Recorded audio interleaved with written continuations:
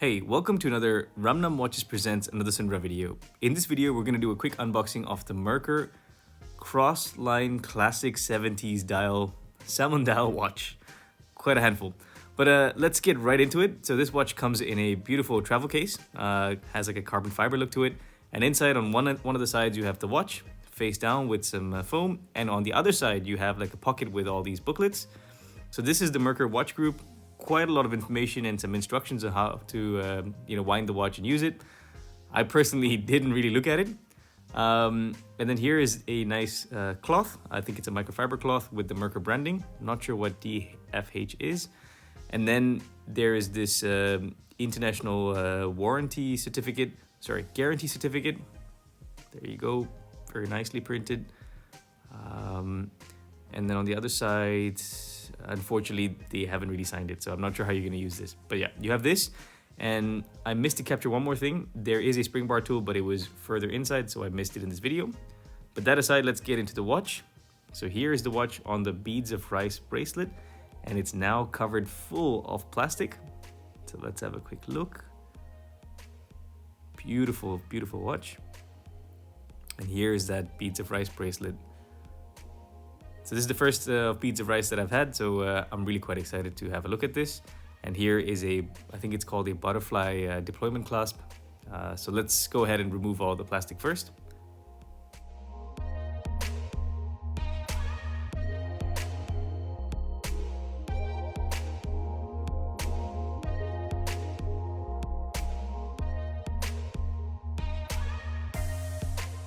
All right, the last bits of plastics are gone, and here is the watch now.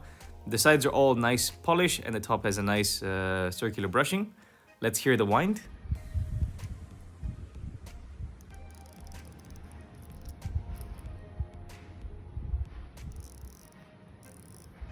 Yeah, that was very crisp winding sound, and here you can see that nice pop of red beating through. Just an absolutely beautiful watch. Yeah, just look at the dial. Let's wind a bit more, give it a bit more power.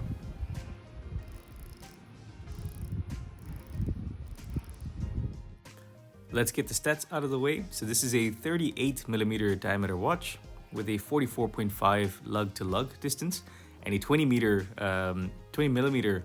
lug width. This watch has a case that's about 9mm and then a very top heavy crystal that brings the entire thickness to about 12mm. And this particular variant is a Salmon dial, or that's how they call it. What's really beautiful about this dial is that the dial has a curvature, and here you can see that better. And the indices that are these metal pieces, they're also curved. So it has a very good visual depth for this whole dial, and it doesn't feel like a very flat watch. What's also nice is this beads of rice bracelet, which I think is quite special. It's, I think, machined really well, and it has solid edge-links and has a reasonable amount of flex, so it's relatively comfortable to wear. The only challenge is that there's absolutely no half links or micro adjust, so you are most likely going to wear this a bit light or loose. But the machining is very well done.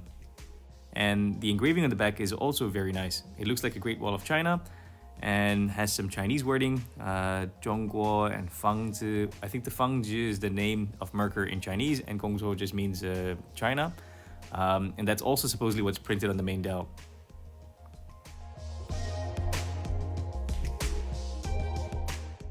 So this watch really caught my attention because it's got that very classic styling, also classic sizing, and it's just a very simple looking dial.